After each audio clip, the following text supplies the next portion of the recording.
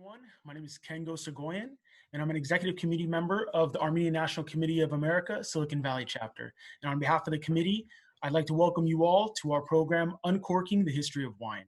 Today, we'll be discussing the writing of author, activist, and wine enthusiast, Vahan Zanoyan. We'll be discussing his book, Waking Noah's Vines.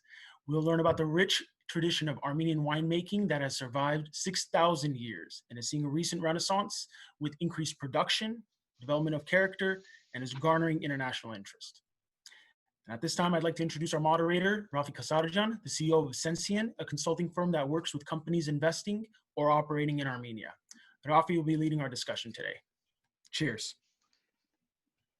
Thank you, Kengo, and welcome everybody. And I want to thank the Armenian National Committee for organizing this event and for the, let's see, it looks like about 80 people have joined so far to spend the next hour or so on a Sunday afternoon together.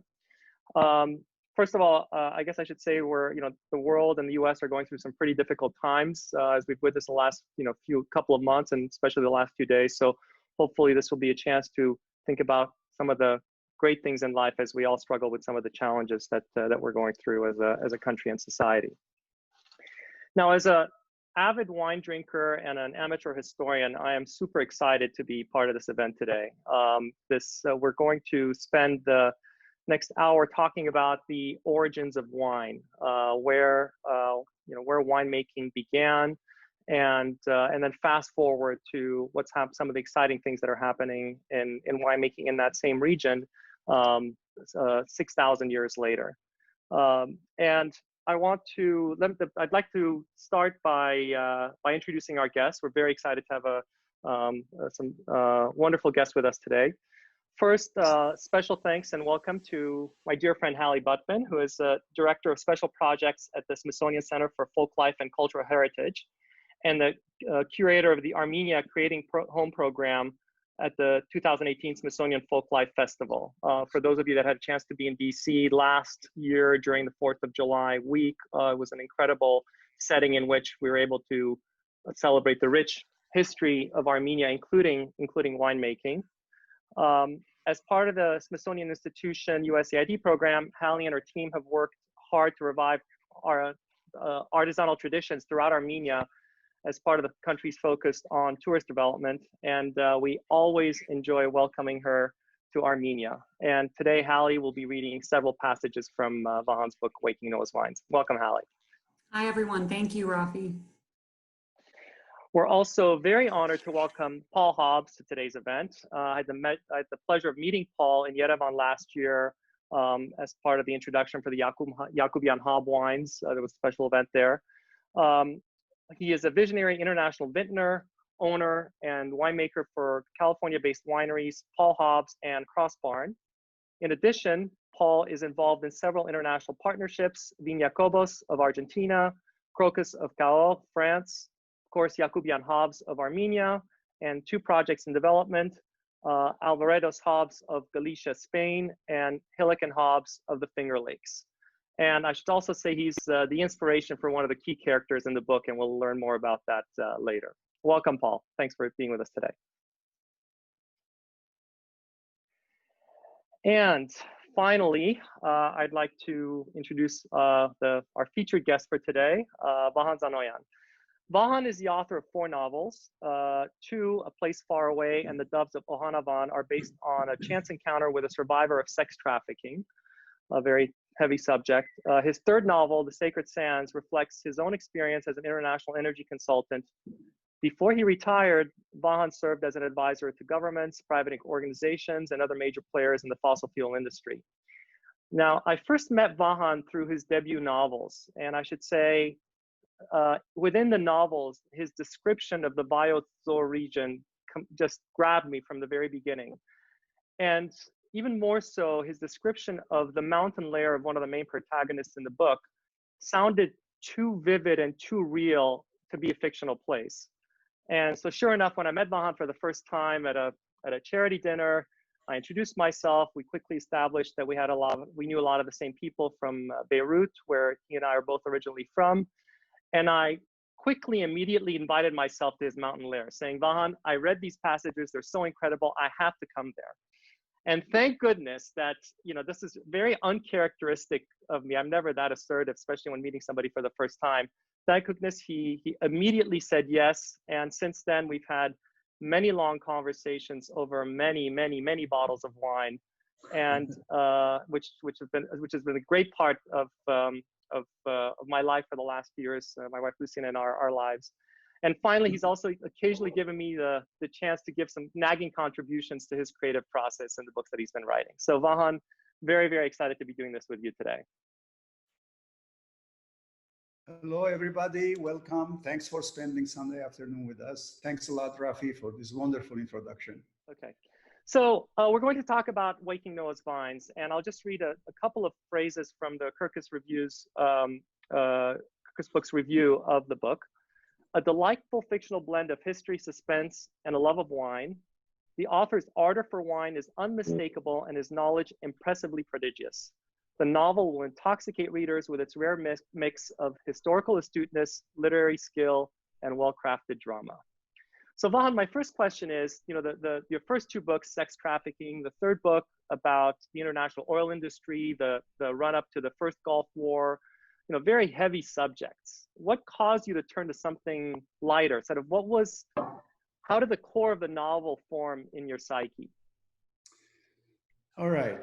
First, like you said, the first two were really painful, both to research and to write and to do some of the interviews that I did. I've spent maybe 2 years losing sleep over some of the issues. It was excruciating. The third wasn't that painful, the Sacred Science, but it was heavy. It was the Gulf War, OPEC intrigue, international oil market intrigue, and so on. It was a serious subject. And I was definitely by then ready for something lighter, like you said, something more fun, especially something where I could enjoy doing the research. And so then I realized how far the wine industry in Armenia had come. Now, I had been there 31 years ago. Earlier, there wasn't a single drinkable wine locally produced back then, okay? And it was still Soviet Union and so on. But even after independence, the first 20 years or so, there still wasn't any seriously drinkable wine made in Armenia. Then there was this incredible revolution. There was this rebirth, renaissance of wine that happened. And I couldn't barely keep up. I couldn't keep up. There were so many new wines coming on the market almost every week, every month. And so it was a lot of fun first being present when this revival was happening, and then it hit me. This is the next topic I'm looking for. So I focused all my energies and I increased, of course, research, in quotes, entitled me to sample every single wine that came on the market in Yerevan, and to find out the story behind the winemakers. And one of the, as much fun as drinking the wines, was getting to know the winemakers, getting to know some of the characters about whom we're going to talk later. So that's how this concept, this book came about. Excellent. So let's get into the book. There are several distinct yet intertwined themes in the book. Can you give a brief overview of what are kind of the main topics that you cover in the book? Yeah, that's a very good point, Rafi. This is not like my other novels, or in fact, other novels, in the sense that there isn't one single central character and one single plot, because you cannot tell the story of revival of wine production in Armenia by just a single character and a single story. There's lots of people, lots of stories. And then I had to come with one overarching plot to combine all the pieces, which came in the form of wine fraud, which is also an important part of the wine business globally, by the way. But the first theme that hits you, and it hits you real hard, is the age of wine, how old wine production actually is. And here, I'd like to put one issue to bed right away. Wine production, most archaeological evidence points that it started somewhere in a region of the world stretching from southern Georgia all the way into Armenia, northwestern Iran, Nakhichevan, and western Armenia. in that region somewhere. Okay, there is evidence of wine production there that dates back 8,000 to 9,000 years. We talk a lot about 6,000 years only because the oldest full-fledged winery in the world was discovered in Armenia in Areni Cave, which was 6,100 years ago old. But obviously, if 6,100 years ago, these guys could have a full-fledged winery, they were producing wine before that, right? They didn't wake up one morning and first thing they did is build a winery out of thin air. So there was a winemaking tradition predating the 6,100 years. And then that winery, the full set, by the way, those of you who haven't been there, I urge you to go and visit. It's an amazing place. It's a very complex, big, it's not one cave, it's a series of caverns where they have different rooms for different wine activities and other things. So age is critical, and this is not just a historical trivia. I don't know how this worked in the case of Georgians or the ancient Persians or pre-Persian ancestors, but in the case of Armenians, wine and the fact that there was serious wine terroir even back then played a major role in shaping our genetic and cultural format.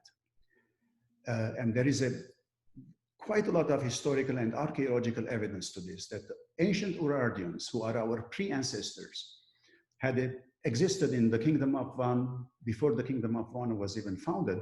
They were there in the Van area over 5,000 years ago. They were the largest and most successful winemakers of the ancient world.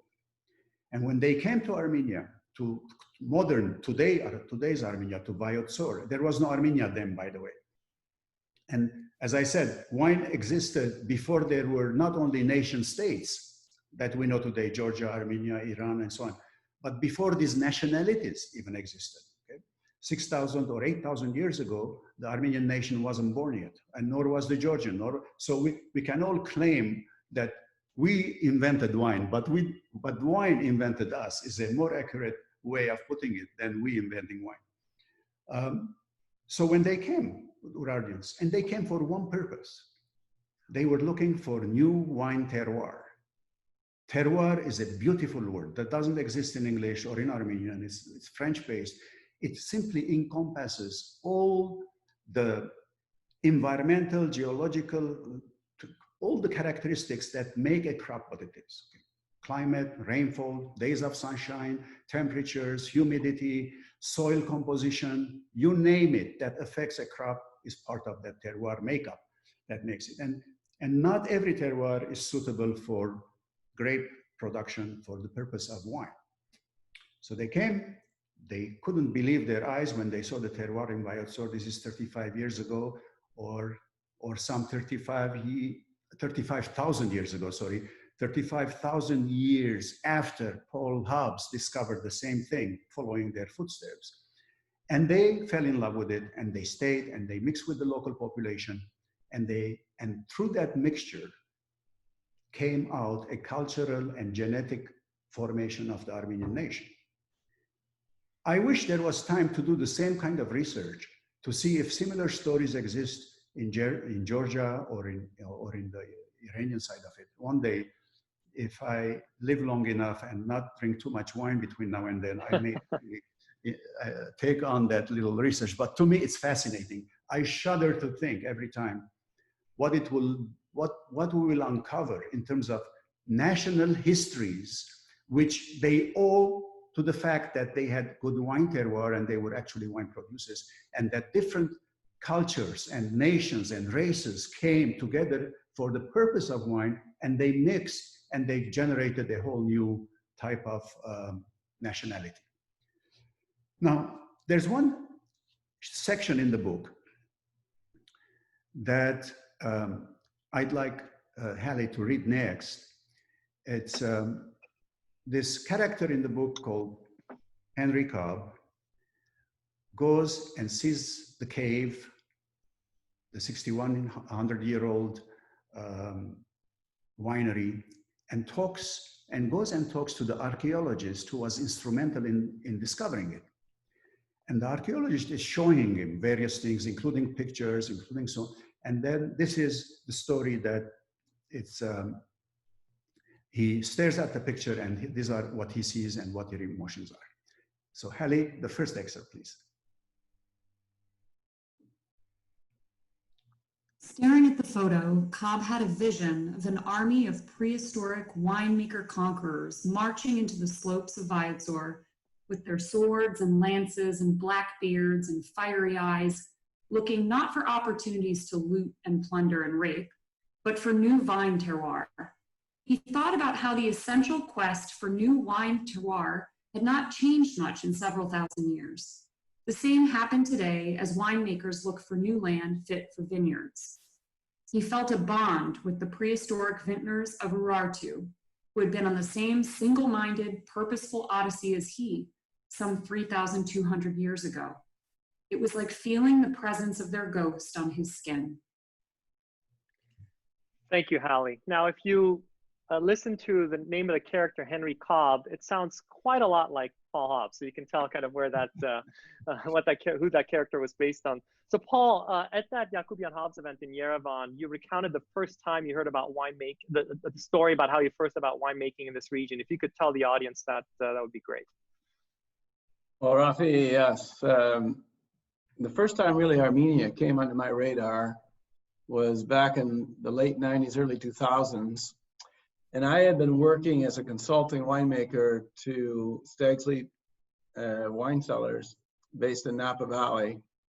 And the owner of the winery and the founder of the winery, Warren Winiarski, was a historian. And he had studied at the University of Chicago. I didn't know the full breadth of his studies, any of that, but he had worked at Robert Mondavi and then launched his own winery. And at some point during my work with him, he decided that he was going to retire. And well, actually, this was a few years after I left my consulting, I should say. And when he did, he threw a party for all his ex-winemakers, all those that had helped him get to where he was. And so he invited me as well, even though I'd never truly been a winemaker. I had just basically been an intellectual sounding board for him. It was a big party, a big bash. There were a number of really well-known California winemakers attending. And he did two things remarkable. At the end of this event, there was a beautiful meal, speeches, all the usual. He passed out a silver vial. And in addition to that, he had us each place our handprint into clay, which is now on display at the winery. But in the silver vial, I said, well, take that out and take a look at what's inside. And so we did. And he said, those are 2 pips from the genesis of winemaking, from Armenia, from the irony grape. And really, this was like a shock to me because I didn't know about this history, and I did my master's work at the University of California at Davis, and I had not really been made aware of that. So I kind of just put that off to the side and put it into a secretary, actually quite a beautiful place that I've kept that for all these years until this one moment occurred and Armenia came back onto my radar. That's amazing, Paul. You know, of course, I've heard about Henry Winiarski from reading the book Judgment in Paris, about when the California wines were ahead of the French wines, all judged by French winemakers. But to kind of know that you and he had this connection around Aranis was fantastic when I first learned about that in the book. So why don't we now fast forward? Vahan and Paul talked about the origins of wine. So we're going to go fast forward now to sort of modern times, Soviet period, and especially the post-Soviet period. And I just want to echo something that Vahan had said a little bit about was the state of winemaking in Armenia after the breakup of the Soviet Union. A small personal vignette here. So when my family and I first moved to Armenia in 2008, the local wine was truly undrinkable. I'll agree with Vahan. And not only that, even the wine that would be imported from France or Italy or Spain would be the poorest quality, cheapest thing you could find on the market. So really nothing you could serve when you had friends over for dinner.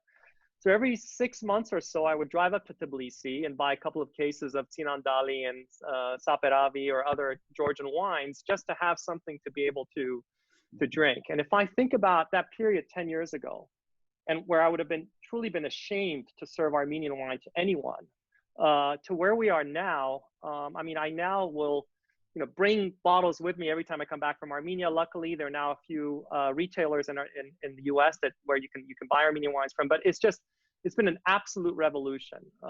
So Vahan, I'll turn it over to you. You can talk a little bit more about that and set up the next passage too. Okay. Now, part of the way that revolution happened was the incredible influx of people into Armenia, which was not possible during Soviet times, and the impossible influx of also some Armenians to go and see the rest of the world, which was also not possible back in Soviet times. But specifically for this wine section, as you know, Rafi, one of our mutual friends, Vahe Koshkerian, came in with a vengeance to revive things. Of course, others came, and there was a lot of diaspora involvement in the rebirth of the wine industry in Armenia. Of course, the Aslanians, Armenia and Victoria came. They had roots in Armenia, but they also have a presence in the both Russian and US diaspora that when they came. Varujan Muradian of Banardi came. He is originally from Armenia, but he had come and lived over 20 years in Los Angeles. He dropped everything, went back to Armenia, started a vineyard and a winery. There were others. There were some of the locals too, like let's not forget, Zori Garibian, one of whose wines we will feature later on, the Zora. He came from Italy.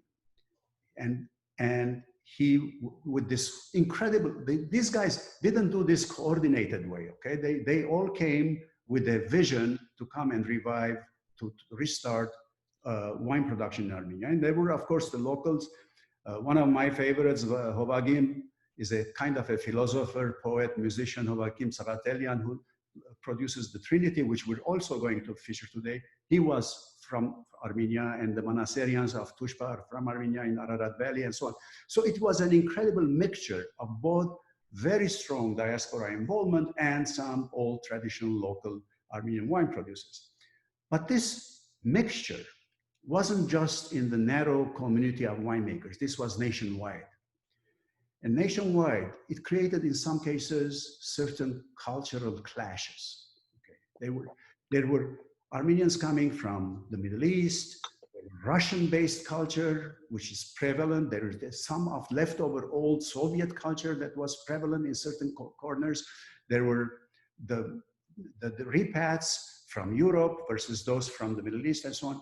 And there were the old Yerevansis, the originals, which are minority now in Yerevan versus the new, and there are the new generation of young technocrats, for example, which don't really relate much for the older generation. Anyway, there was this incredible mixture of cultures and sometimes clashes of cultures.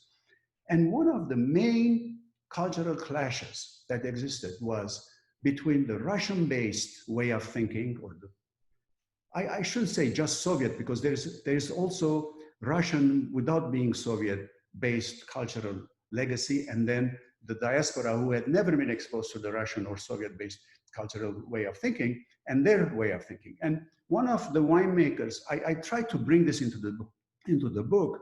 One of the winemakers from the diaspora comes and encounters this Russian presence all the time and gets really angry. And that's the one part of Armenia to which he is very strongly attracted to. That's the one part that he cannot deal with. I bet you this existed also in other Soviet republics, post-Soviet republics. I bet maybe not. The rest didn't have as big a diaspora as we do, but there was this clash between the pre-Soviet or Soviet and the post-Soviet. So one of the characters thinks that, okay, we have a 4,500-year-old history, and only the last 70 years was Soviet. So there's so much that is not that. So I will stick with the part that has survived from the pre-Soviet influence and ignore the rest, that kind of thing. And this is a great conversation, which I'd like Hallie to read next. He's having this conversation with his lawyer. His lawyer is asking him, why are you so stuck up on the Russians? Forget it, stick with Armenia. And then go ahead, Hallie. The first sentence is what the lawyer asks, and then this guy's response. And enough of the pre-Soviet culture has survived to make you feel like you belong? Of course, my friend. Haig lost his sober mood and reverted to his jovial self. The history has survived. No foreign occupying empire could take our history from us, and I own the history. Traditions, the language, the music, the poetry, the stories have survived. I own them too, especially the stories. The stubborn, unyielding survival instinct has survived, and I sure own that. Haig's laugh bellowed down the balcony and echoed into the park. Let's not forget the big donkey in the stable. The all-important terroir has survived. The Soviets turned everyone's life upside down, but they couldn't change geography. Neither Marx nor Lenin nor Stalin could take away our terroir. His roaring laugh returned to fill the night. That is so true. They couldn't change the terroir. No one could have changed the terroir. Rafi. So, speaking of terroir, Vahan, there are a number of references to microclimates in various parts of Armenia, and especially in Vayotzor, and to a number of indigenous grapes. I mean, one of the neat things about the book is that each chapter begins with a description of indigenous grape varietal in Armenia. So maybe you could talk a little bit about the diversity of indigenous grapes and the different regions of Armenia. Since it all started in this region, both Georgia and Armenia have a very rich legacy of very ancient indigenous grapes. And we're going to cover some of them today. We're going to present you some of them through the wines that we're tasting. But not only are these indigenous grapes interesting, but also the territory, the terroir that we're talking about has so many microclimates. You know, the same grape, like let's say Voskehad in Vayotzor, has a different characteristic than Voskehad in Arakadzoden, in Norietesia, let's say where the Armaz winery is. That's how much difference there is between these microclimates and the various terroirs, various indigenous grapes that exist.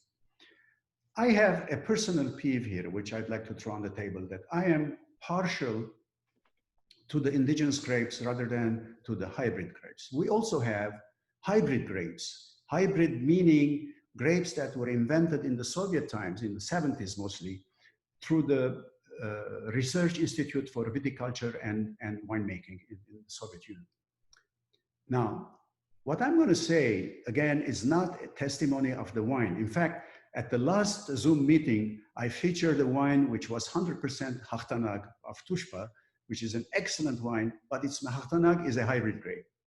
And today, we're going to feature an excellent rosé, which is 100% made of Garmarahut. And Garmarahut also is a hybrid grape. It's not an indigenous grape. But there's something more than just being able to produce good wine. And there's a philosophical issue for me that with such a small territory as Armenia, if I had a vineyard today full of Hachtanag and Garmarahut and Gankun, which is a white hybrid grape, I would rip them all off, throw them away, and plant indigenous grapes and some foreign, why not foreign grapes? I would plant Syrah, I would plant Petit Syrah maybe, Grenache, and so on, and see what kind of blends I can come up with the indigenous Armenian grapes and these foreign grapes or the Bordeaux style grapes. So having said that, we have hundreds of indigenous and very old Armenian grapes that don't exist anywhere else in the world. Of course, you could plant them, just like grapes and vines are movable. If they like the environment somewhere, if they like the terroir, you could spread them. But these are originated there, they were domesticated there, and they have survived for over 6,000 years. Some of these grapes that we're talking about, especially the RNE in that cave, when they discovered the clay equipment, let me say, there were residues of skin, seeds, and stems, and the genetic test shows that it's basically today's RNE. Genetically, it's the same as today's RNE. So these grapes have survived over 6,000, maybe much more years, genetically the same without changing. So I think that's a wealth. I think that's a national treasure which we should hold on to. I think it's very important, not just for wine drinkers, but in general as a cultural issue. Now, one of my favorite places on earth, and one, it just so happens, it's also the epicenter of wine grape production in Armenia, happens to be Vayotzor. That's where the Urardians came and couldn't believe their eyes and stayed and mixed with the local population. And that's where winemakers much later came and couldn't believe their eyes, even after checking a few other regions like Armavir and Tavush. And when they came to Vayotzor, they couldn't believe their eyes and they stayed. The next excerpt Ali is going to read is about that. It's about what Vayotzor does to a even first-time visitor. He told me there was only one other place on earth where he had an out-of-body experience like that, Haig said. The Perito Moreno glaciers in Argentina near El Calafate. He got the same feeling in Vayotzor. He mentioned the snow-capped mountains, vast meadows and valleys, rolling hills at over 4,000 feet above sea level, skies that seemed more boundless than anywhere else on earth, air more fertile and pregnant than anywhere else. You know how the region gets in the spring? Full of life, brilliant colors everywhere, sensuality everywhere, every living thing from insects to birds to animals to plants preoccupied by procreation. The magic of Vayotzor had struck him. I was shocked. Wow, that's beautiful. And Vahan, we forgot to mention that your backdrop, kind of the virtual background in your Zoom thing, is actually a view from your place in Vartahovid in Vayotzor. So what you see are the actual mountains that are being spoken about in these passages. This is a view from my bedroom window. And now I haven't seen it from your bedroom window, but I've been on the terrace and seen it several times. It truly is magical. Paul, maybe since these were, again, paraphrasing you, maybe you could give a couple of, kind of enrich the story a little bit here. Well, first of all, I should say that through the connection made purely through two gentlemen, Vahe and Beacon Yakubian, who live in the Glendale area, contacted me to take a trip. And I guess they knew they had read something about my background. They were very interested in doing something in Armenia. And that's when that whole thing with Winarski came together as well. So it all kind of tied together and said, well, this place has really incredible historical significance. Let's go. Not an easy place to get to. And they said, hey, we'll explore any of the country you want to see. So we did travel north of Lake Sevan. In fact, there was one point where they cautioned me not to get too close to the Azerbaijan border for fear of maybe the guard got nervous on the other side and start waving his gun. But we were out in the raw with the shovels, digging around, studying the soil. It was really an exceptional place. We went to some places where they were also renovating some of the churches or the ancient Christian churches there. Beautiful. But when we finally came to Vayotzor, that description that was just read captivated me, and it did bring me to the Perito Moreno Glacier. It's stunning and it's otherworldly. There's no other, I mean, it sent a chill up my spine.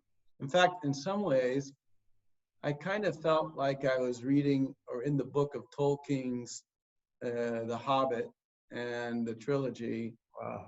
Just some of the descriptions, or just some of the feeling with the mountains in the background, the whole setting, and the naturalness of the place.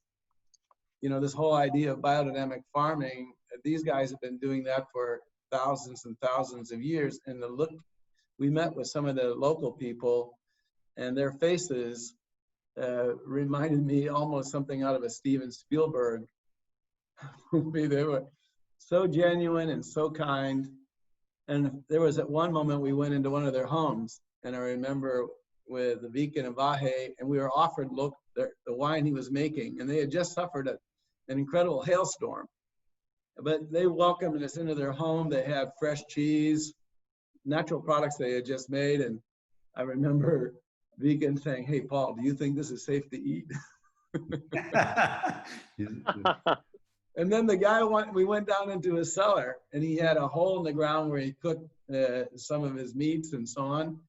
And he had some jugs of wine, and they were like had a film growing over the top of them. And he asked me to try them. Then the Vegan turned to me again. And he said, "This is safe to drink." The wine was quite good, actually. A little bit oxidized, a little bit of vinegar in there as well. And then he said, "Hey, I'd like anything you can tell me to make my wine better. I'm open." It was that kind of experience. That's fantastic. Rafi, I have one comment about Paul. Okay, Paul, I don't know if you know this, but there are two very specific similarities between you and the ancient Urartians. And I'm not just making theoretical, generalized statements, very, very concrete. First, you go around the world known to you today, just like they did in the world known to them 3,000, 4,000 years ago, taking your winemaking expertise and your marketing branding expertise, and you look for new terroir and new, that's why you weren't happy just with California. You went to Argentina, to Armenia, to Spain, to France, and so on, looking for new wine terroir. That's exactly what they did 4,000 years ago, the Urartians. Yeah. Second thing in common, you went there to Vayotsor and fell in love. They came to Vayotsor 3,500 years before you and fell in love. Now, I get chills. You know, I looking at this similarity across 3-4 millennia of experiences. God knows what we're missing here, what else has happened that we're missing in that whole region. But anyway, this thing struck me when I was looking at some of these experiences and the quotes and so on. I said, you know, that's exactly what they did back then. Anyway, sorry, Rafi, to interrupt, but I had to throw that in. Not at all. Actually, you set up the next question yourself, Vahan, John. You know, I think, you know, one of the themes is this connection between specific grape varietals and or wine and human emotions. And you've sort of taken that to the next level of detail in terms of specific grape varietals and emotions. So maybe you could talk a little bit about that as well. And you know, you and I have had a lot of long conversations about, you know, the validity of this theory. This is something very near and dear to my heart. Now, and the initial idea came to me when I was studying with a wonderful man in Armenia called Boris Kasparyan. I don't know if you guys know him. He is the archaeologist that is responsible partly for discovering the RNA1K, but many, many other discoveries. He knows more about the ancient world than anybody else I know. Anyway, he explained to me that back 4,000 years ago or 6,000 years ago, 61, in that cave, wine wasn't just a drink. Don't imagine a bunch of cavemen, winos, sitting outside their cave with a fire and getting drunk. If you imagine that, you're totally off. Okay? These guys took wine very seriously. Wine was a religion for them.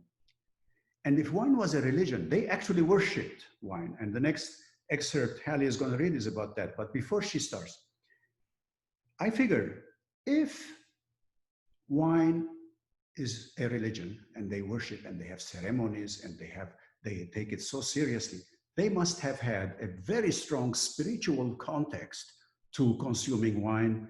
And if there was a spiritual context, they couldn't have missed the impact or the relationship with the wine and their emotions.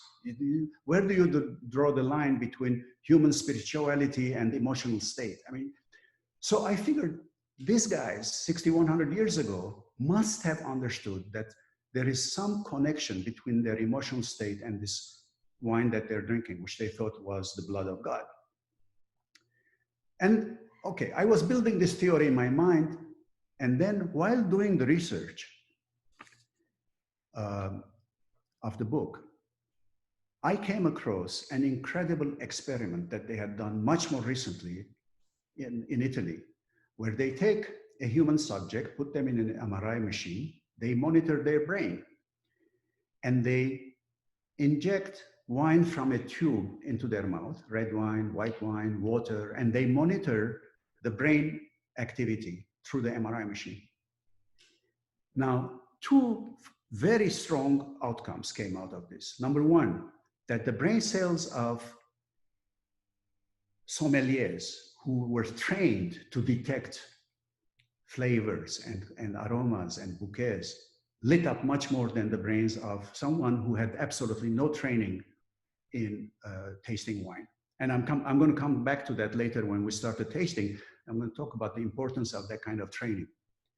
But second, even more interesting for me was all of a sudden I discovered that the part of the brain that lights up when the wine hits the tongue isn't just the general thing, but it is the anterior part of the insular cortex, which is responsible for human emotions. That's responsible, that part of the brain, which is responsible for us to feel happiness, sorrow, anger, all these things light up big time when you inject, when that wine touches the tongue. So I put the two together, 100-year-old conjecture, basically about spirituality and tie with emotions versus modern day actual scientific experiment. I said there has to be a connection. And then I came up with this elaborate theory of there are some wines that you enjoy with friends and parties. Some wines are there in a celebratory way to celebrate. When you're in a mood to celebrate, you drink a certain kind of wine. When you're in the mood to contemplate, to reflect, you drink actually a totally different wine.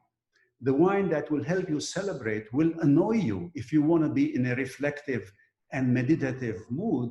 It's too noisy, it's too playful, it's too young, it's just not the right wine for that mood that you're in.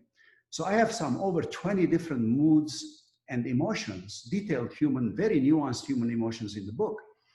And the different wines that they should be paired with. You shouldn't, and there is this incredible character, Vahan, who he has a wine club, and he goes around watching people, and one of his superpowers is the ability to detect their moods.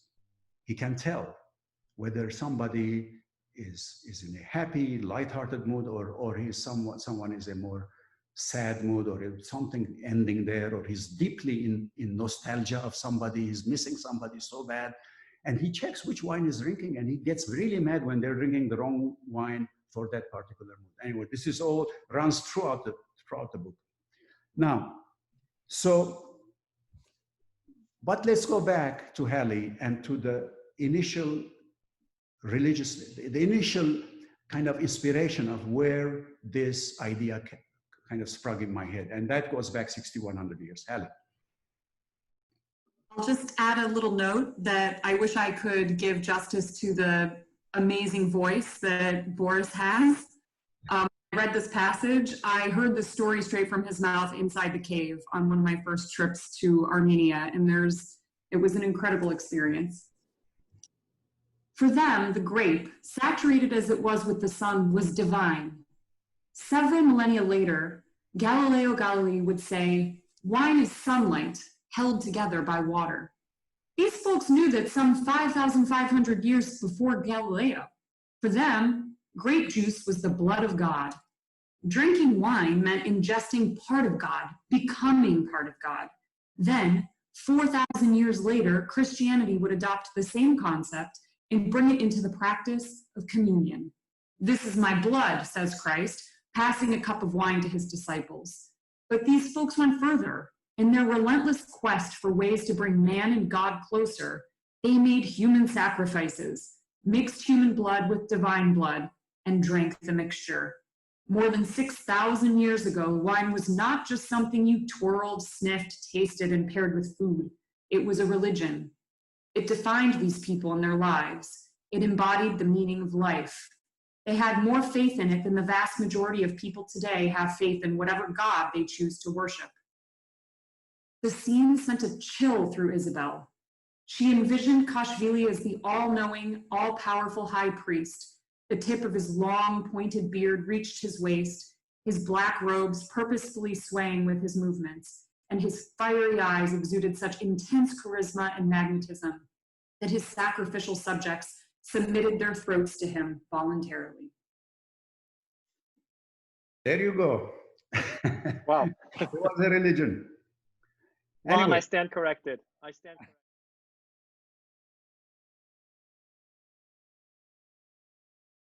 if you want, I have to say two things about wine tasting. And Paul, you're the real expert here, but I'm going to take a chance and say a few things about how, how to taste wine. The one thing that I've seen that people do not do enough, wine tasting takes a lot of concentration. It takes focus. You cannot have a lot of background noise. It's like trying to listen to classical music when there is a demolition going on across the street from you. They're demolishing a building with bulldozers. Okay, you have to focus and concentrate, and you have to pay attention to what it is you're tasting. But as importantly, I think it takes a lot of training. How would you recognize features of a wine if you're not trained to recognize them? It's an interesting question. This doesn't mean you have to go through the extraneous training program that master sommeliers go through. No, but imagine, how would you detect if a wine is grassy or fruity or minerally or any of those things that people talk about, the experts talk about? How would you know if you don't even know what they are about? So it takes a lot of training. It takes a lot of focus while training.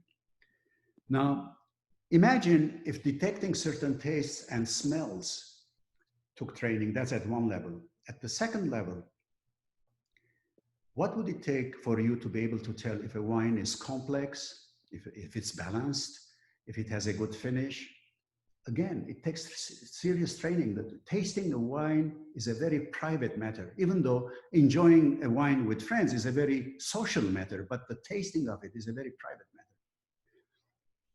And then the third level of this would come when you try and see what that wine is, how is that wine playing with your human emotions? That's an entirely separate level. And if you're not focused on that, you will never even realize it's having an impact on your emotions. You will never even realize that you're maybe drinking the wrong wine for the mood you're in, for what you want to achieve in the next 2 hours. Do you want to be alone? Do you want to go take a problem in your head, take some issue and go resolve it with a glass of wine? That's a different wine than the wine you drink right before a concert because you want to enjoy the concert more. It's entirely different. It cannot be the same thing. It cannot possibly have the same impact on you, regardless of its taste, regardless of how well balanced or imbalanced it is. So my first 2 cents on this is serious concentration, very private affair to have a wine tasting on your own, and then some level of training are absolutely critical. Now, today we're going to cover wines made from 5 indigenous Armenian grapes. One is Voskehad, which literally means golden berry in English. It's one of probably the most popular white Armenian grape for wine. It was very widespread in Armavir and Arakazodon regions. Armavir is to the west of, Rafi, if you could point them with the thing. Armavir is west of Yerevan. Armavir is right here. Arakazodon is right north of it. That's where it's very widespread. But of course, today, Voskehad is planted everywhere. It's all over Vayotsor, it's all over other wine growing regions. At the last Zoom meeting, we presented a wine called Kur White, which was 100% made with Voskehad. The second grape that today will be featured is Khatuni or Khatun Kharji. Now, this is, for example, a very rare variety scattered in the vineyards of different vineyards, individual vineyards in Vayotsor. This is a rare variety, survivor. This is the one that should be propagated instead of Garbrahut or Gankun. Okay, I wish they would plant vineyards of this to bring it back to modern day. The third one is Garandamag. Garandamag means lamb's tail because the bunch looks like a lamb's tail hanging down like from the thing. And it's a late ripening variety, again, widespread in Armavir region, west of Yerevan. And the The fourth grape that we're going to feature through the wines is Garmrahut. Here's Garmrahut is a hybrid grape. Literally, it means red juice, Garmir Hut. This is a rare thing where most red grapes and black grapes, by the way, they don't have red juice. The juice is usually colorless. The wine comes red because they leave the skin in there to ferment for a long time. But this one happens to have the juice is red. So that's why I'm going to explain the features of this particular wine that we're going to taste today, the Armas Rosé, which is made from the Garmrahut grape. Finally, Areni, which we'll cover today. Areni is probably one of the oldest indigenous grapes. As I mentioned, it is found in those 6,100-year-old winery in Areni. It's very widespread in Vayotsor. So these are the grapes, but we're going to start with the wines, and Rafi is going to lead the discussion. So for our first wine that we're tasting today, we're tasting a sparkling. And you'll see that first thing you'll notice is that I'm not using a traditional champagne flute. And there's a story behind that. So the winemaker, Vahan, who we've referred to repeatedly here in the last half hour or so, said that, the flute for champagne or for sparkling wine is really more to be able to feature the effervescence, the bubbles. But if you really want to really understand more about the wine and the grapes behind the wine, get a more traditional glass. Now, this glass is very special. Many of you have heard of Riedel, the stemware manufacturer, probably the premier wine glass maker in the world. And they are really focused on making varietal specific glasses and stemware. And a few years ago, I think 2 or 3 years ago, they actually came out with a varietal specific glass for Areni, and this is it. And if you'll notice, it looks a lot like a Pinot glass because it's it's got the big bowl and then it tapers off a little bit to be able to help you kind of concentrate the flavors that come from the wine. So this is from Vayotsor. The soil in which it was grown is limestone and volcanic rock. What's interesting about this is that the vineyards are 15 to 1,700 meters, which is over 5,000 feet. So just imagine, for those of you in California, you're almost at Lake Tahoe, not quite, but you're certainly pretty far up in the Sierra foothills. It is made of 40% Bosquehat and 60% Khatun Karji. And it is 12% alcohol, and it's classified as a brut, so it's got 5 milligrams of sugar per liter. And it's made, what's interesting is that this is made in the méthode traditionnelle, which is the sort of the method that all winemakers in Champagne use, which is that rather than fermenting in the tank, they ferment in tanks, and then they will do a second fermentation in bottle. And then over the course of some time, they will turn the bottles and slowly let the sediment from the second fermentation come down to near the stem or the neck of the bottle. And then they'll take out the cork, take out the sediments, and then put in the final cork and let it age. So I actually met the French winemaker, Jérôme Barret, who consulted Vahan on this wine. Now, for me, I love Bosquehat. It's probably my favorite Armenian grape. And 100% Bosquehat will be very lush, will be very kind of a very structured, very long finish to it. But it probably lacks a little bit in sort of excitement. And I think in this particular wine, the Khatun Karji adds that fruitiness that with the effervescence and the sparkling nature of it make it a very, very cool wine to drink. So let me cheers to all of you. Now, in terms of emotions, I associate this wine with celebration. And I don't mean celebration in the traditional sense of weddings or birthdays. Of course, you can use it, but to me, it's when a group of people get together and they're just enjoying being with each other, and it's the first wine you drink. And I don't know how many countless evenings have started with Vahan saying, let's have a magnum of Kirsch to start things off. And it just becomes, we've had these incredible evenings that all start with this wine. And I encourage all of you to try it if you haven't already. And it is available, as I mentioned, in retailers here in the US, and we're going to give you that information at the end of this. So cheers. Siraf, I guess I get to go. You believe in Go ahead, with moods. What's that? Yeah, yes, I do. This one is very. I agree 100%. This is a celebratory wine. This is a festive wine. This is a thing that you do with a group of friends, especially these days. Lots of friends we haven't seen for a long time. First reunion, when we get there together, this has to be the first glass. Okay, that's the kind of mood where everybody is ready to be festive, celebrate, happy to see each other again. This has to be the first glass. Then we move on to other things. Anyway, go on. Excellent, excellent, Vahan. Okay, the second one is also white from Zora, and it's called Zora Voski.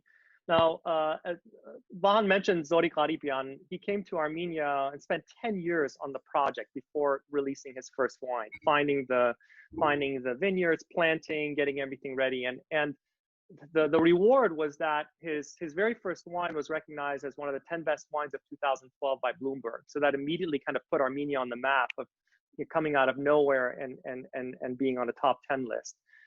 This particular wine is half Voskehad and half Garan Damag, which was the second varietal that Vahan spoke about. The vines are, again, at a relatively high altitude. His winery is in the village of Rind. So there's a river that cuts through Vayotzor, and the northern side of that river, on the northern slope, at about this 1,500 meter altitude, is this small village of Rind. And he's made the winery in a traditional way. He actually uses rough concrete for the fermentation and aging rather than traditional steel tanks. It's a little different than 100% Voskehad, because if you try, Vahan mentioned the Kur Voskehad or Zulal Voskehad or one of the latest ones, Oshin, they all have these very well, kind of just beautiful structure to them. The finish just goes on forever, especially if they've matured properly in the right amount of oak. This one, again, has a little bit more flavor to it. So you definitely have that kind of the balance that the Voskehad brings, but also the Garan Damag also brings kind of a nice little zing to it. So cheers on this one. Cheers. Oh, that's nice.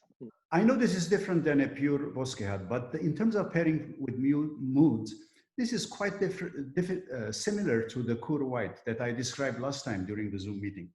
In the following sense, if you have a glass or two of this, before you listen to a piece of music, before you go to a concert, if concerts are ever possible, before you see a show, I guarantee you will enjoy the music and the show much more.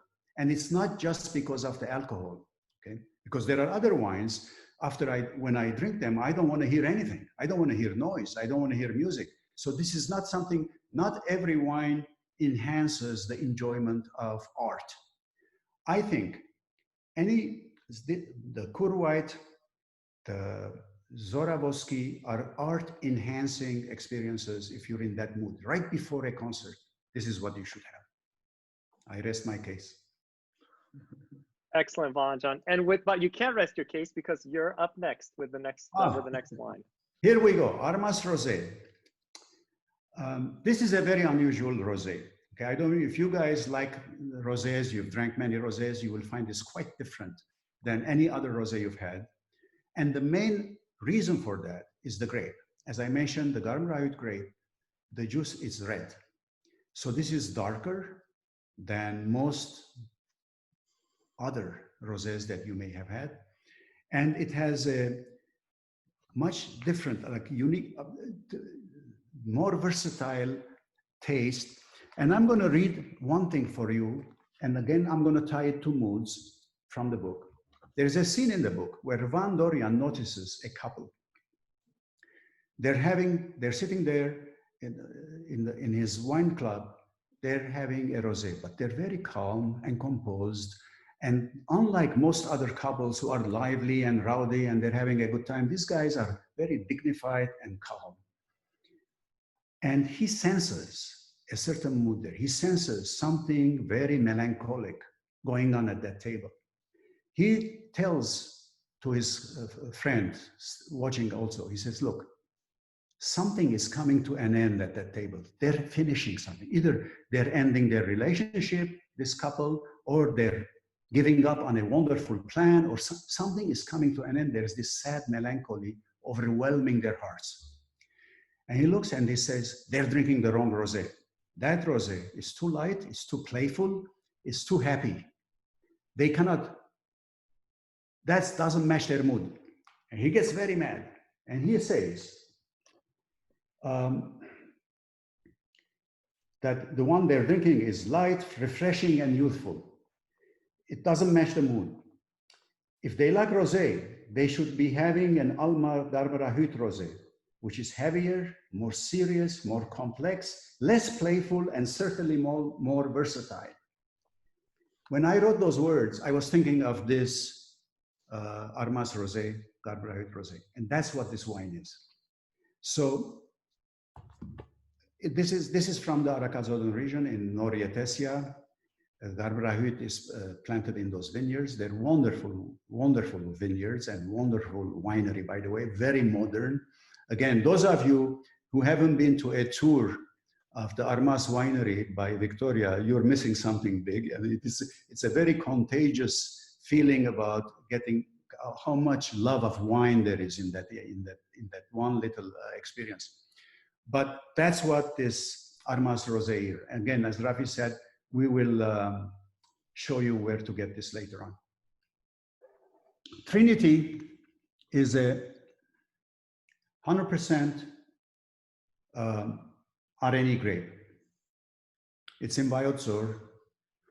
Again, volcanic sedimentary soil in that magical, truly magical mountains that you're seeing a little bit. Actually, it's not too far from the background that you have there. It would take me about 15 minutes to drive from my place there to his vineyard. Now, this, in terms of tasting notes for this, it's a very, very interesting wine. I love this one for its total complexity. What I mean by that is, on the one hand, it's fruity. On the other hand, it's very spicy. I can taste the it's very peppery. It's very unusual to have so much fruit and so much pepper in the same wine. Very rare. I'm sure there are in other places, but I haven't seen it. And he has one of the longest and smoothest finishes. Now, if you want to know more about balance, complexity, and finish, check pages 206, 207 of the book of Waking Noah's Vines. I don't want to bore you now with a lecture on those, but it's very important that those three are understood properly when you're drinking these wines. Now, what kind of wine is this for mood pairing? To me, that's the most interesting. This is a pensive and reflective wine. In fact, the maker of this wine, our dear friend Hovagim Savatelian, is a kind of a philosopher, as I said. He's a poet, he's a musician. So it fits him, actually, this wine, because this is the wine you take with you, go somewhere and reflect and sort out problems in your head, sort out issues. You can have it with a small group of friends in quiet and serious conversation. But I wouldn't have this in a big party, noisy. That's not this wine. This wine is too serious.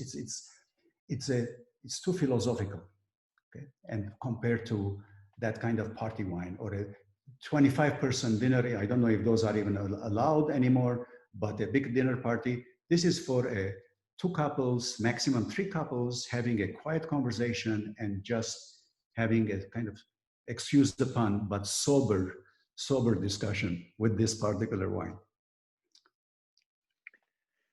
Cheers, Vahan. The next one is also not any, and Zulal is a project by Amy Kashkarian, who moved to Armenia several years ago to join her father Vahe, who we've spoken about several times, and has really come into her own since. I actually tasted the Zulal Voskehad from a unmarked bottle at Vahe's house for dinner 3 or 4 years ago, and I was just absolutely blown away by it. It was just I mean, it really, to me, was the first time I could say an Armenian wine could come anything close to a white Burgundy. It was that well sort of balanced. The Zulal Arani took some time. So when it first hit the market, it just was a little too young, but I really think it's come into its own over the last few years. So today we're tasting the 2015 Reserve from Arpa Valley, also in Biotsor. As you can see, again, at 1,500 meters, south facing, so a lot of afternoon sun. It's fermented in stainless steel and aged for 18 months in used Caucasian French oak barrels, which really gives it that sort of nice finish. I opened the bottle about 90 minutes ago, so it's just kind of been sitting, and I just poured it a little while ago. Now, I'm not a connoisseur by any means. You know, my favorite red are definitely red Burgundies. I love the Pinot grape, and Paul, I love Sonoma Pinots. I think every time I have a good Sonoma Pinot, it just brings a smile on my face and warmth to my feelings. This one is a little bit more southern. I would compare it to more of a southern Rhone varietal than a Pinot. So it's more like a Thackeray or something. It's got a little more spice to it, as Vahan said, and it just, oh, beautiful, beautiful. And you know, the contrast between the Areni I drank 10 or 12 years ago when I first came to Armenia and what we're drinking now is just, it's worlds apart. So beautiful wine. And Vahan, I mean, I'll just take a little bit of, you know, the other side. We've had a lot of people around the table drinking Areni, not just 2 or 3 people contemplating. So I think these emotions kind of come and go like an accordion, right? They're not always. Okay, I'll take it there because this one, Zulal, is best with playful and light celebratory mood. Just because the Areni is the same grape doesn't mean it's the same wine. There's a world of difference between the Trinity A that I just described and this Zulal. And there will be even more difference when we discuss the Jacobian Hobbs, Sarpina.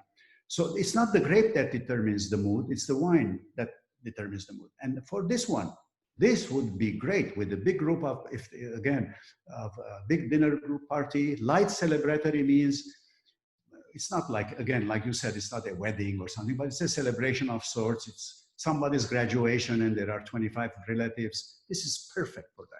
This is not the wine you take and go into solitude and think and meditate, okay?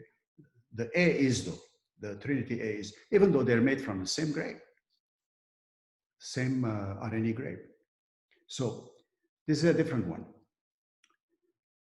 Excellent. Now we're ready for the last one, and I'm going to turn it over to Paul to talk about Jacobian Hobbs Sarpina. Well, thank you, Rafi. Yes, when we began working together, this is first of all a partnership between the Jacobian brothers, Vahe and Viken, and myself, that essentially began over 10 years ago, 2009, 2010. I think we made our first foray into Armenia. And we were just, as mentioned earlier, we were looking, first I had a lot to learn. So I had got exposed to some of the history, et cetera, then various sites. And we did a lot of traveling around the country. And Areni at this moment was not an emblematic grape of the region, or at least it seemed like there was a lot of questions as which of the red varieties would maybe be the, as Malbec is to Argentina, what would be that benchmark or the fingerprint like marker variety, iconic variety, emblematic variety for Armenia. And we did a lot of tasting. Some of that tasting was done in really ancient and rundown wineries under conditions that were extraordinarily, let's say hygiene was extraordinarily problematic. We settled in this region that's now becoming rather popular, and it was actually before the cave was found, just above it, on an area that, and one of the reasons I personally fell in love with it was because it's a high level plateau, but it's shaped like a finger, and it's a very narrow plateau coming off the side of these massive mountains, if you can imagine that, with a pretty good slope or inclination. And that meant good drainage. But in addition to that, yeah, there you go. In addition to that, I was captivated by the soils, which were quite heavy in limestone and a lot of rock. And then as we began to learn about the varieties, this Areni variety appeared to be one of the most interesting able to make it in such a way that you could have complexity. And I find it very curious that, you know, George Riedel, of course, has developed a glass basically on the model of a Pinot Noir glass with a closed fluke at the top, closing it down a bit. And I think that's, he was right, somehow he hit that perfectly.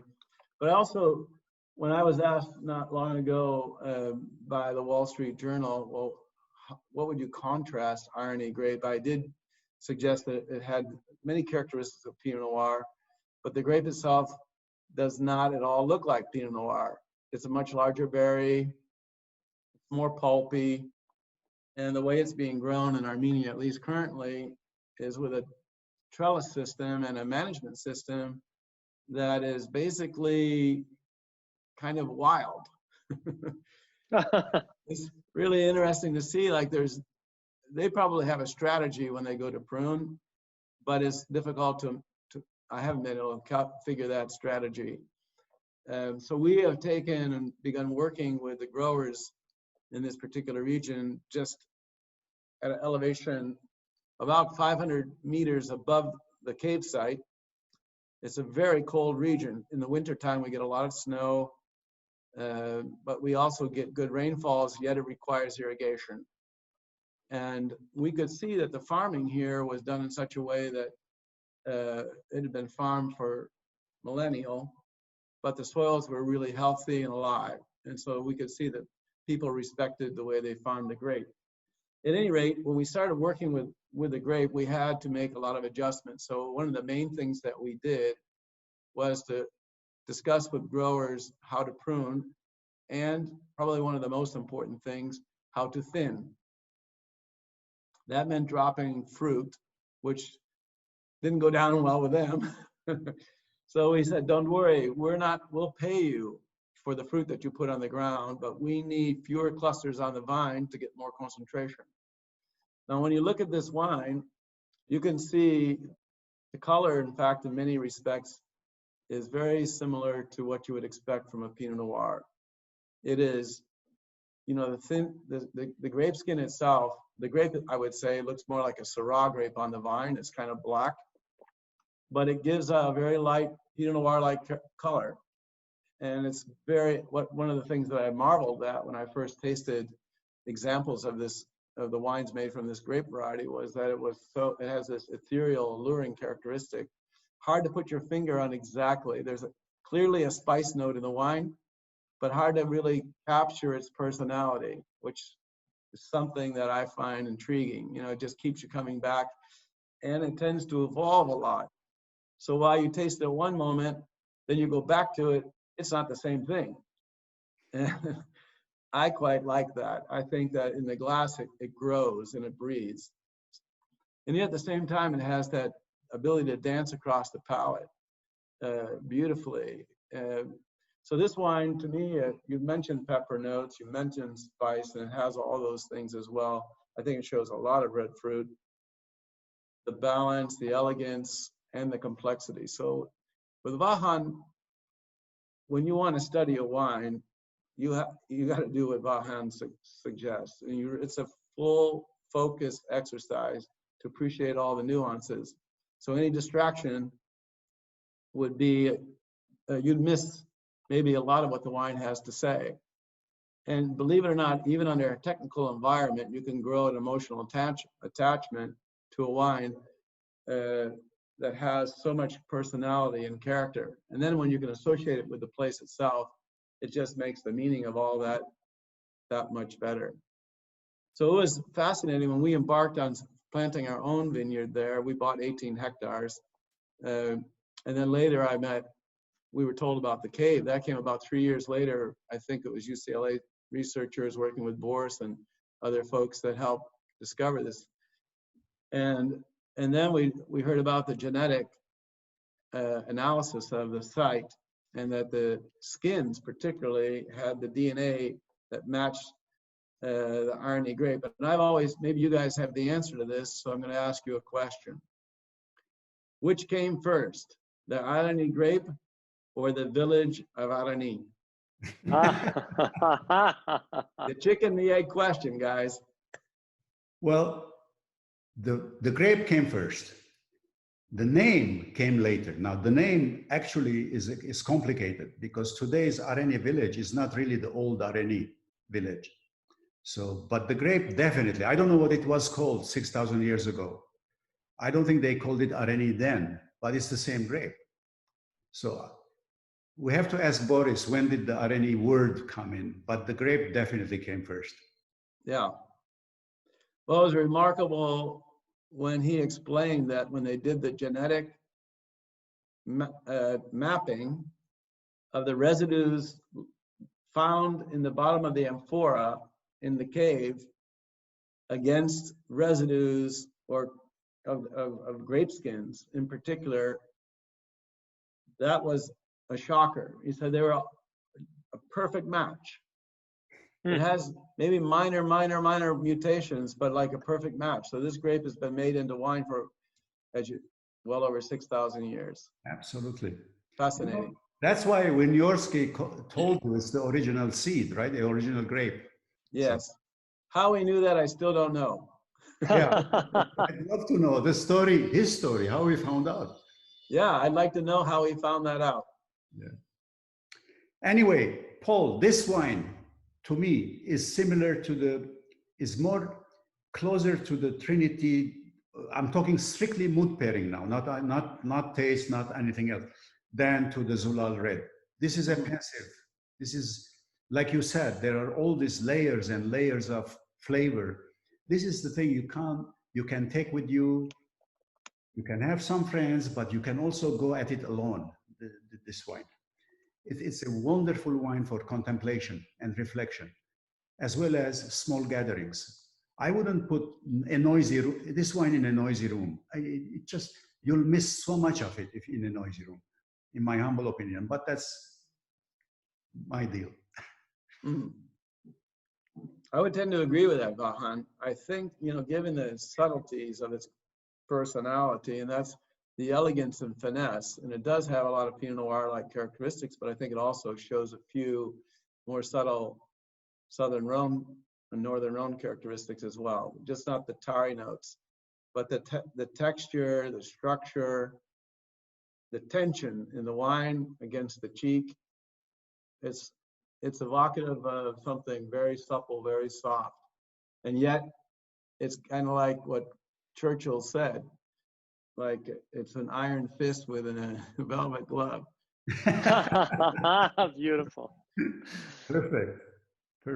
Vahan, that was I think Paul's very sort of deep and technical approach to this contrasted with our kind of very amateurish approach to this. And it was perfect. I think it was a nice balance for this to get both sides of it. Paul, thank you so much for really for giving us kind of a more professional evaluation of the wine and the region. I learned a lot even today over the last 5 or 7 minutes as you were speaking. Well, thank you. It's been a pleasure. Well, so, Vahan, I think we're at the end of the tasting. If anyone has any questions, there have been a couple of questions that have come through the chat. I would encourage you to write them in the chat. I also posted to the chat, and I'm going to present now where you can buy these wines in the US. Let's see if I can switch to that now. Okay. So as you can see, can you see okay, excellent. So for Trinity, Cour Vanardi, and Tushpa, Cedar Wines, and they made a super generous offer, got it at Cedar Wines for a 20% discount if you use the WNV code. Cursora, Zulal, and Armas can be found at mywineplus.com.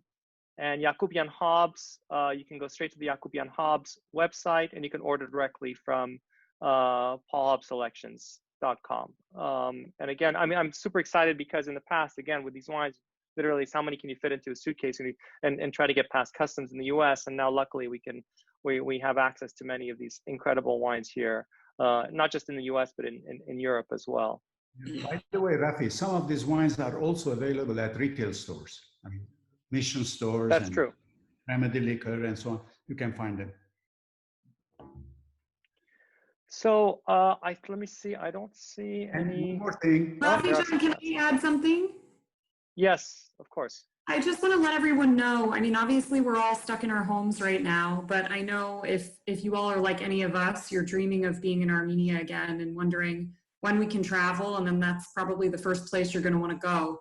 And so I just want to let everybody know we're going to be, as part of our My Armenia Cultural Heritage Tourism Program that the Smithsonian is implementing, we have a lot of tourism experiences that involve wine, and we actually have been helping winemakers, including Hovakim, the winemaker for Trinity, in creating a wine route in Viator. And so, you know, I want to just encourage everyone to stay tuned. We're going to be launching a big campaign called Homecoming, where we're going to be urging people after things settle down with COVID and people can travel again to revisit Armenia and get out of Yerevan and into these beautiful places that everyone has been describing, and have a chance to meet these winemakers and visit these wineries and have that kind of you know, the experience of traveling around the region and tasting these wines in person. So stay tuned for all of that coming, and as you're thinking about your vacations in 2021 and 2022. Very good. Excellent, Hallie. Thank you. Mm-hmm. Again, I think, you know, one of the things about Armenia, as many people have discovered who've gone there for the first time, it's still, I mean, it's still very undiscovered, right? I mean, there's so much that's just that's boiling below the surface, and a lot of the infrastructure isn't in place to for sort of more sophisticated tourism. But there's some really, really neat things to see, and the Smithsonian Institutions Project and some of the other projects that are going on are really bringing this to life. So it's very exciting to see this change. But and it's just beautiful, beautiful country, and great experiences. That in the first one we feature 3 wines: the Kur White, the Vanardi Red, which is a wonderful blend actually of Areni, Kachet, and Haftanat, and then the Tushpa Red, which is Haftanat. And those 3, I mean, one of the problems of doing these things is which wines do you choose? There's so many. Yes. Now, this time, since I have such expert help between you and Paul, we did 6. Last time I did only 3 alone. So, and hopefully we'll do more of these, and we'll feature different wines. And because, for example, Yakubian Hobs has a wonderful white, which is a blend of 4 different grapes. And we can feature some of those. We can feature the Kur Red, and maybe we should keep doing, because there's no way to do more than 6 at a session. I don't think people can follow more than 6 at their homes. But I wanted to mention those other 3 that we have done in the past. Excellent. Yeah, and I would add to that, I think the one we didn't mention, actually you mentioned the varietal, I think Khandoni, which is a varietal that is native to Artsakh. Incredible grape, and Kataro is probably the premier winemaker with the Khandoni grape. And we didn't feature it this time because the Kataro Reserve, which is a superb wine, is not currently available in the U.S. Or else we tried to stick to wines that you could purchase in the U.S. This time around. But let's see what we will do.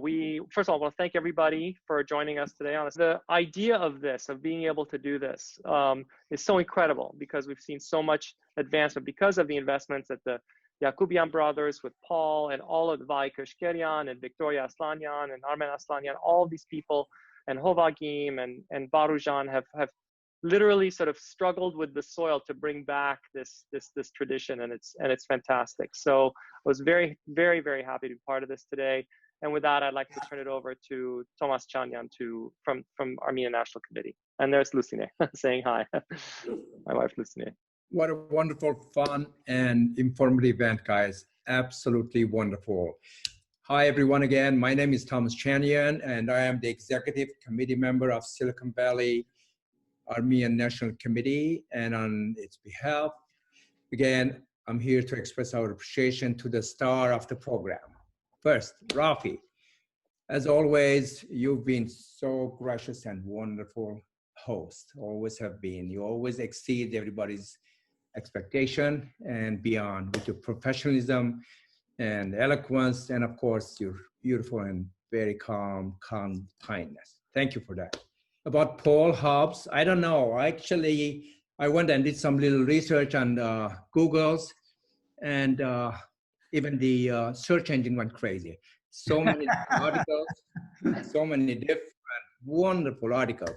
So I learned so much about it, but whatever I'm going to tell to the audience and to anyone, I guess it's been all over in any media that you can imagine, from Facebook to books and magazines and TV show hosts and so forth. So, but most of it is basically one of the major contributors to the reemergence of the Armenian wine industry and wine culture. I think that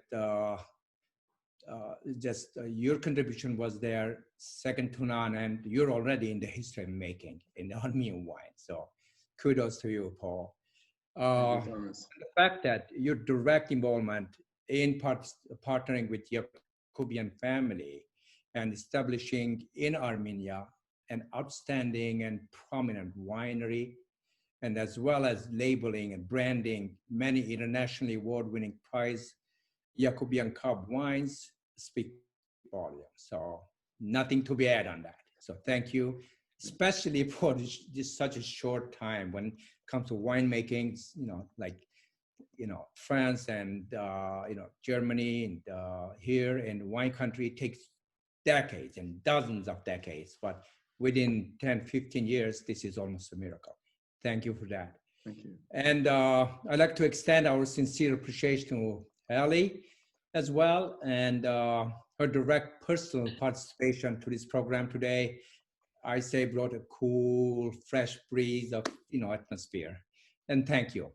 And I credit it to you, not the wine, of course, Ellie. So, and by the way, Ellie, you have been the BFF of Armenia everywhere, because since your superb class act undertaking of 2018 Smithsonian Center's Armenian Folklife Festival, that was again its second to none winner. The rich display of Armenian art, craft, food, dance, music was something not to be missed.